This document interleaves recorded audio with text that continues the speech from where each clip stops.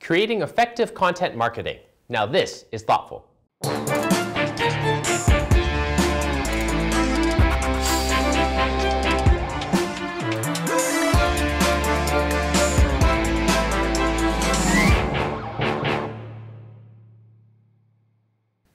Hello, I'm Trevor Lai in Shanghai. As traditional advertising in China proves increasingly ineffective and cost prohibitive, clients are having to rethink their communications and media strategy. One discipline that has emerged in the West is content marketing, which involves the creation and sharing of content in order to acquire and retain customers. The strategy requires marketers to start thinking more like publishers and even entertainers. It also gives consumers greater influence over a brand's image. The challenge comes down to how this content can be targeted, engaging, and effective at achieving its objectives. This week on Thoughtful, we're talking with Lincoln Bjorkman, Global Chief Creative Officer at Wunderman, part of WPP Group. Lincoln is well known in the West for creating content marketing for companies like Coca-Cola and Adidas, as well as for winning top awards from the Cannes Lions Festival, the Effies, and other elite industry events. Lincoln, thanks for coming into our studio. Thanks for having me. First of all, for our viewers, let's define what you mean by content marketing when you talk about that. Well, I don't think anyone can define it or say what they mean, and it changes. Any given moment, it can mean video, it can mean a live feed that we're responding to and posting on a social network. Content can be just you and I talking, just put out there in both oral or video.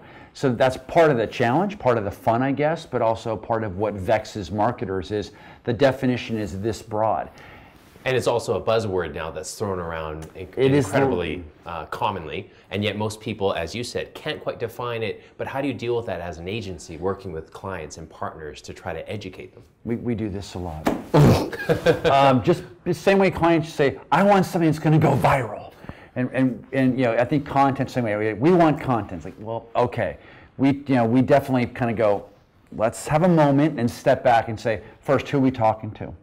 And then if we know who we're talking to, what channels are they playing in? Social and mobile, are they home? Or what age category are there? And then what's the product? What's the brand? What's appropriate? I think like most things with content, what you're looking for is authenticity. You want an authentic engagement with somebody. And especially with content, you're not just shoving it out, right? You're really trying to say, hey, here's something. And then if you like it, maybe I'll give you some more. Maybe I can, we can give it back and forth. And maybe, by the way, in this day and age, maybe a customer can give me something back to respond to as a brand. And that's where it gets exciting because suddenly content is a conversation. Yes, and that engagement and that interactivity makes it much more than a media buy. But at the same time, doesn't it make it also possible that some brands or some products would not be suitable for content marketing? It's hard to imagine a brand that wouldn't be in some way suitable for content, but that's the trick. If you take, I always look at it as like sliders when we're making adjustments. The thing is, no brand will be the same. There are some brands that should stay put in creating written content. They should be very active in a social network potentially, the equivalent of a Facebook or a Twitter or a Wechat or something like that. And there are others where you sit there and say, you should really belong in video. The conversation's going to be very boring for you in words and characters. Let's get out there in a video way. And there are some brands like, you know what, do whatever you want because people just want something from you. And when you know that, for us, we look at it and say, there's another thing you can add into this, which is, what do you do with the data when it comes to content, right? And I think people forget that because it is a buzzword. They're like, oh, content, make something, push it out. And we typically say, let's take a hard look at what data could be driving this process. Let's get to a great insight like all good marketers and advertisers used to do, should do, and do in general advertising per se. Let's take a hard look at content too and follow a process so we can get to something thoughtful. And then we have the ability to test, both A/B test what's out there and then test results and modify as we go too. And I think one thing that I like that I see a lot of big networks doing is the analytics of the content. Put a video up and you can kind of look at it and say, why are they dropping off 30 seconds in? Or if you're in a social medium, why are we not getting any likes? Why aren't we getting any feedback? we can respond so aggressively and actively to say, all right, it's like you and I. If you just look at me with a dead face and I'm boring you to tears, eventually I'm going to pick up on it because you have a very good, face. Did you see that data just now? I did. I feel like I'm getting really bad feedback, dude. I'm like, you're killing me. But I'm going to use that data input and I'm going to adjust. I'm going to gesture more now. Well, how would you actually give us an example of where you saw a video and you looked at the analytics and you were losing viewers, as you said, say 30 seconds in? I mean, how do you change that, on the fly? It's something that you've spent and produced, spent a lot of resources producing, you've put it out there. How do you change that on the fly? Is it the next episode, the next content they put out there? Well, see, you're already going to video and episodes, right? Shame on you, because you're already locked into content as that, and yes. I understand why. Yes. But if it's video, we build it to be malleable. So if we produce something, as you said, an episode, why not change it? Why not change it overnight? We have editors. Why not go in and say, this doesn't seem to be working. This is not broadcast. This is not appointment content necessarily. So why not go and change it? Why not be bold and say, we've put it out there. Let's go and say it doesn't seem to be working. Let's re-edit it and put it back. And I think consumers, they get it. We all do it, right? You put things up on your own feed in whatever social network you're in. And if something's not getting it, you might say, maybe I'll pull it and put something else up, or I'll add something to it or augment it. It's not always do it and learn for the next time. And we build our teams and our structures to respond and go. And there are examples for every client, whether it's United Airlines or Microsoft or Xbox. We put things out, we watch, and we adjust. And that can be verbiage. It can be talking to gamers and putting out, in the States, a tweet or an email and saying, no one's clicking through, no one's really responding, let's change it. Maybe we need more visuals in the email. Maybe we need to link to something sexier. And by the way, you went right to a negative spot, but there's a positive thing too. Sometimes you put that stuff out there and everyone's going mental. And that's when I say, let's add more fuel to that fire. Let's get another one out there quickly. This is working. Yeah, let's go. And great clients get that and are ready to go too. So speaking of the clients that you work with, can you talk about a content marketing campaign or a campaign that included an element of content marketing in China that was very effective? Right, well, Hershey's Icebreakers with Watson's, a great campaign, one that I've been showing around the world, because here you have all the elements when you talked about that definition of this buzzword content, because you have gamification. You're getting a great piece of data from our partner Watson's, and we're getting a great list of people and people we can interact with. They have, obviously a lot of stores, a lot of customers. So we take that list, we create a game, and we're trying to get a lift in sales for Icebreakers. So we say, let's gamify it. Let's give them something we know they're doing on their devices. They want to play games, but then suddenly our brand is the reward. You play the game, you share, you compete against your friends, somebody wins, boom, now we give you something to take to Watson's, and you can get something, you can get currency from a client, you can get a value add, a thank you, a moment. And when you do that, we saw almost instantly a spike in both traffic for Watson's, so Watson's is psyched, and Hershey's Icebreaker sees their brand suddenly just go boom, boom, boom, boom, boom.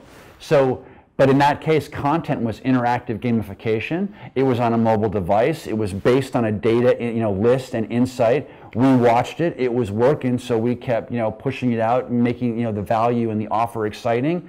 And then we made sure traffic was pulling on the other end. So it's a really nice loop right in there. And speaking about sales, yeah. That's often one of the touchier points when it comes to content marketing, because there's obviously the engagement, there's the consumer side, there's the soft side. Yeah. But at the end of the day, is it driving sales? And I think from your perspective, how important is it as a metric when you're determining the success of a campaign? I don't understand why people would be so afraid to say, this is metric driven, this is ROI. We want to, I don't want any client spending money on things where there's not a measurable return on investment.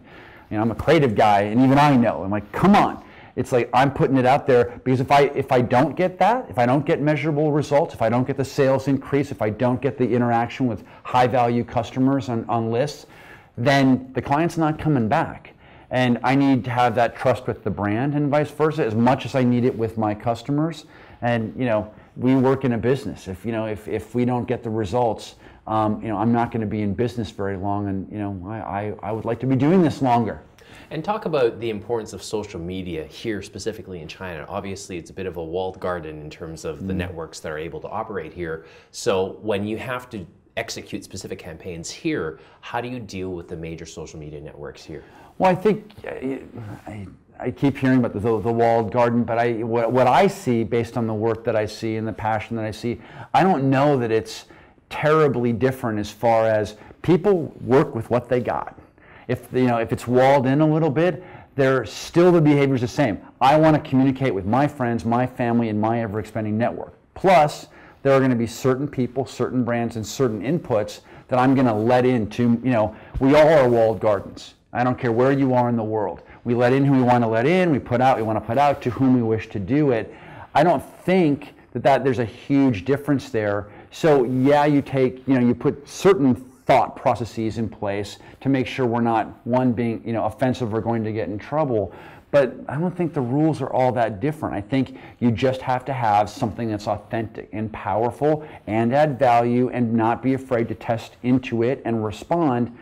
And I think the same kind of great work gets produced. I don't think we're looking at a part of the world at this scale where we have to look at it and say, this just, you can't work. You can't do great creative. You can't do the best practices that we all do for brands around the world. I don't find it to be the case. I don't feel people are limited. But that being said, and also because of your global background, did it surprise you at all how quickly WeChat seemed to change the game for social media here in China? And especially because outside of China, a lot of people like to use Facebook or WhatsApp and try to compare it, but they're not really comparables.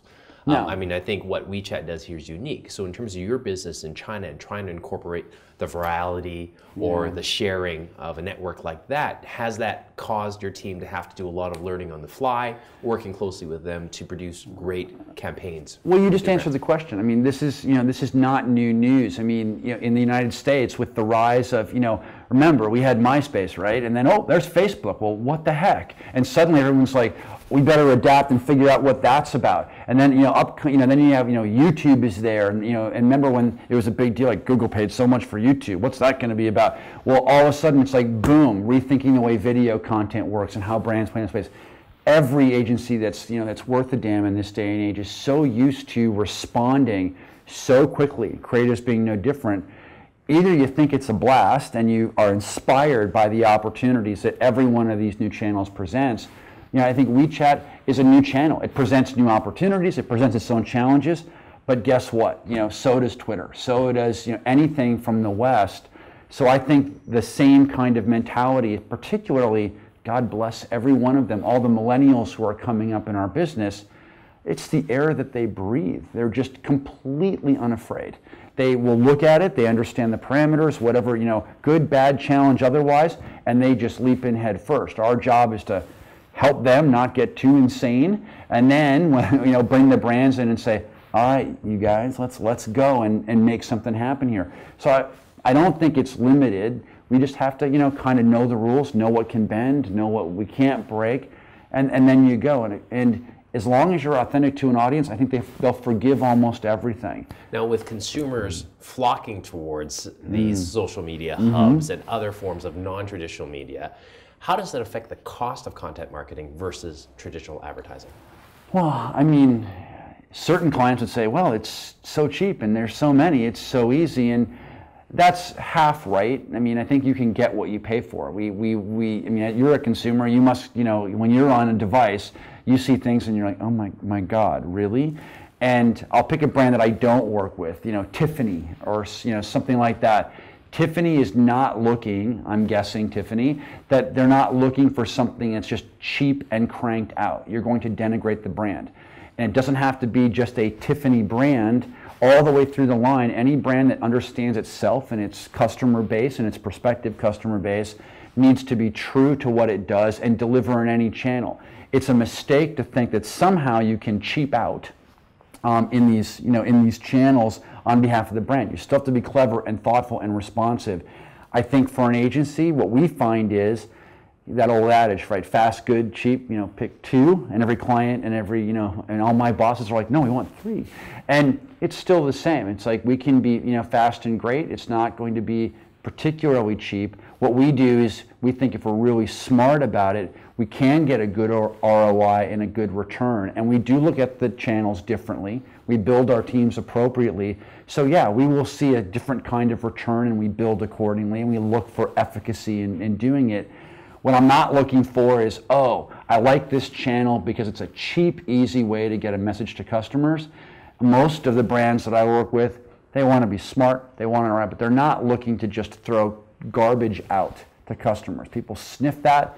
And by the way, there's a little hidden thing about these social channels, which is if you try to do something on the cheap, on the fly, that's not authentic, heaven help you, because you will get a response back, to your point, that is so scaled and so, it can be so terrifying. You have almost, double duty you got to go. We're not used to that yet still as an industry. I think that you can misstep a little bit. If you're good about it, they'll tell you. They'll give you a yellow flag if you're playing football. They'll say, hey, a yellow card, and say, maybe that wasn't it. You better be prepared to respond immediately. Otherwise, you're going to get red carded and you'll be out of the game. Well, and the concept of easy gold in China as a market in general is something that usually leads to companies, brands, agencies sinking a lot of money into things that aren't working. Right. So from your perspective as someone who spent time both in China but obviously a lot around the world, what's one of the biggest misconceptions about the market that you hear from whether it's brands or partners that haven't spent a lot of time doing business here? Oh, I mean, I think that one is that it's so terribly different. And I don't mean it with a lack of respect. I mean, it's enormous, it's powerful. But the fact is, look at the fact we're talking about brands. The fact that we're having a conversation here about brands and a very, very aggressive, thoughtful conversation about brands, well, that's right in everyone's wheelhouse. So I don't think it's terribly different that way. What is extraordinary and what is a big, it's not even a misperception, it's just an accurate perception, is the scale of it is so shocking. Just being here for me, I look at it, I'm like, wow, you just realize that this kind of scale is such an extraordinary opportunity, but it is a big challenge. And I think there is a misperception that somehow this scale is either too daunting, that people can't be reached, or there's a magic pill. Like if you come here and do something, oh wow. Multiply it by 1.3 billion. Yeah, and oh my God, we're all going to get rich and we're going to retire. I don't think that's it either. The same rules apply. It's the twist is here. How do you do it when those multipliers get so crazy? I think it's kind of kismet in this world that as things are opening up here, these social channels, which we've never, basically in the history of the world, we haven't had them very long yet. It's a pebble, and I think it's amazing to have this opportunity because we can now test and learn our way in. And another misperception is, oh, we've got it all figured out. We've done this, right? We haven't done it at this kind of scale, and we haven't done it in this way where there's a culture that is still, learning to dive in. It's easy to think Shanghai is the world. In China, and obviously it's not. So how you deal with that too? There's such differences. It's not this kind of homogenous group of billions of people. The differences are sometimes right there in front of you, sometimes very subtle, and I think there's a misperception that it's simply about scale, and it's not. Like every culture, there's so many things going on, but again, that's what's awesome about it. So if I'm a brand and I'm watching this show and wondering, and I haven't started using content marketing on a large scale, what's the first thing that I should be asking myself as a brand? I think, what data are you looking at? Are you looking at it? It's not enough to take your brand message, whatever it might be, and just push it out there. I think you have to look at data and research and all these inputs, particularly at scale, which now we can do, right? We can look at this big data and we can make some sense of it and then get to an appropriate insight that's going to drive what work you put out, what kind of work you put out, where you put it out, how you A/B test it, how you look at the ROI, and you have to be, I think, a billion times as thoughtful in that process. If you don't, to me, you're gambling, and we all know what happens when you gamble. Vegas rules, right? The house is going to win. I'm not gambling with my brands and my clients. I'm going to be far more thoughtful. Maybe I have to slow down a little bit. You asked before a misconception. I think one is that this is a race. And it is and it isn't. It's easy to get caught up and think, oh my God, right now. But somewhere in there is just take a moment and let's be as smart as we've always been on behalf of great brands. I think about Procter & Gamble and Coca-Cola. You know, the best brands, the greatest brands that have a history of being, you know, fast to market, but you know, really thoughtful and investing a lot of not just money, but a lot of time and a lot of brain power from themselves and their partners to do it right, and you know, and measure it right and adjust right. And that's why I think they've always had traditionally such a warm embrace everywhere in the world, including here, long before we're talking about social. Why would this be any different? And I can say for those brands, you know, it's not. They are being just as thoughtful. Now we just all have to learn to do it faster. Data is a huge advantage, and you know, we're certainly taking advantage of that for clients. That wraps it up for today. Be sure to subscribe to us on Youku, Tudo, and YouTube. You can also follow us on Weibo, Wechat, and Twitter, and join our LinkedIn group. We'll see you again.